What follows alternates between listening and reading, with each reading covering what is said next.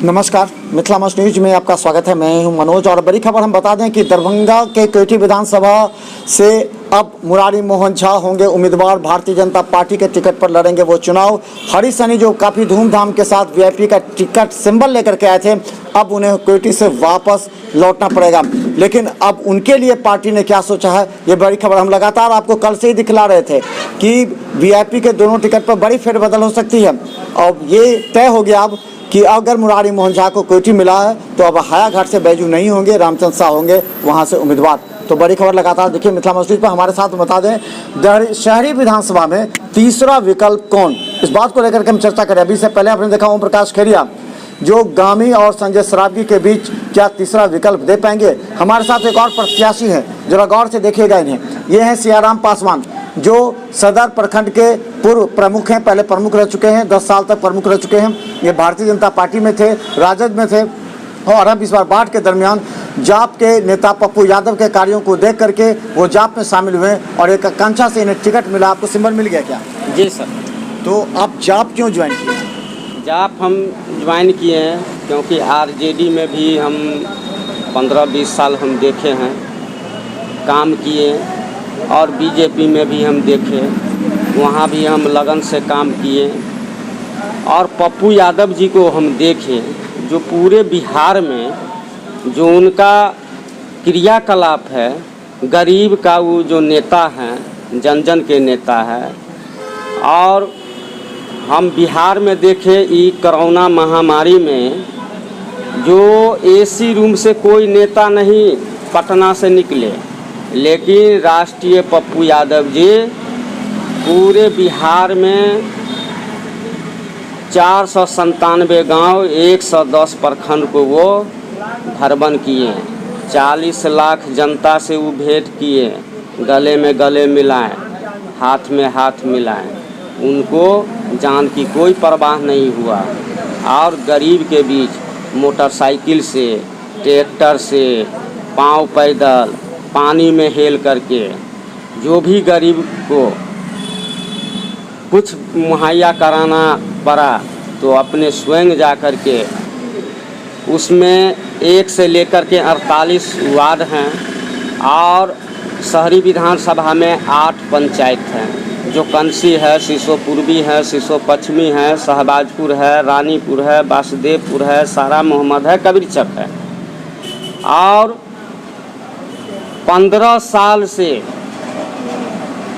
जो दरभंगा शहर की दुर्दशा है, बहुत दुख के साथ कहना पड़ रहा है, जो 15 साल सत्ता में रहेंगे और 15 साल विधायक रहेंगे, उनका शहरी विधानसभा का कहीं रोड है तो नाला नहीं है, नाला है तो रोड नहीं है, कहीं भी सुदृढ़ नहीं है, ना 8 पंचायत में है, ना 1 से 48 वार्ड में है। आज दरभंगा शहरी विधानसभा नरकों से बदतर है। और उतना ही नहीं, अभी आप अगर शिवधारा से और लहरियासराय के दूरी तय करेंगे तो हमको बुझा रहा है कि जितना ट्रॉफी है कम से कम 2 से 2.5 घंटा लहरियासराय पहुंचने में लगता है। अच्छा ये बताइए सियाराम जी कि यह लगा पप्पू यादव का निर्णय आपके लिए नुकसानी हो सकता है, क्योंकि पप्पू यादव पहले ये सोच रहे थे वो कांग्रेस और वो राजद से संपर्क में रहेंगे, उसके बाद उन्होंने प्रयास भी किया, उसके बाद तीसरा जो विकल्प मजबूत विकल्प था उसके साथ में नहीं गए। तो पप्पू यादव का निर्णय आप ही सोच रहे होंगे कि राजद के साथ गठबंधन मिलेगा तो आपको सीट मिल सकती। सबसे बड़ी चीज़ है कि हमारे जन अधिकार पार्टी के राष्ट्रीय अध्यक्ष हैं, उनको हम सर्वोपरि मानते हैं और कोई भी पार्टी से उनका गठबंधन होगी और उनका जो भी आदेश होगा मैं उनको पूर्ण करूंगा।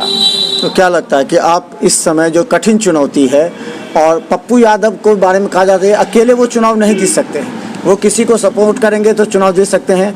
राजद और कांग्रेस ने भी उनको पूछा नहीं, उनको तवज्जो नहीं दिया, कैसा लगा आपको? सबसे बड़ी चीज़ है कि पप्पू यादव जी का गठबंधन से कभी वो इंटरेस्ट नहीं रखे कि हमारे पार्टी में राजद के आदमी आवे या जदयू के आदमी आवे या कांग्रेस के आदमी आवे, वह उनका एक लक्ष्य है। वह लक्ष्य है पूरे बिहार में अपना कर्मठ से, और बिहार में अगर पप्पू यादव की सरकार बनेगी तो उनका कहना है जो अच्छे छवि के होंगे मैं उनको समर्थन दूंगा। सियाराम जी हैं और अंतिम सवाल हम पूछेंगे जो काफ़ी महत्वपूर्ण है और ये सब प्रत्याशियों से हम पूछते हैं। सियाराम जी, आप तीसरा विकल्प, क्योंकि लोगों में चर्चा होता है कि जैसे ही उम्मीदवार का नाम होता है तो लोगों में चाहता है ये वोट काटेंगे केवल, तो क्या आप तीसरा विकल्प दीजिएगा दरभंगा शहर में या वोट काटने के लिए खड़े हैं? दान दिया हूँ और कर्मठ से मैं जनता को सहयोग पहुँचाया हूँ और मैं दरभंगा शहरी विधानसभा के तमाम मतदाताओं को और पंचायत की मतदाताओं को मैं अपने तरफ से उनको नमन करता हूं, प्रणाम करता हूं।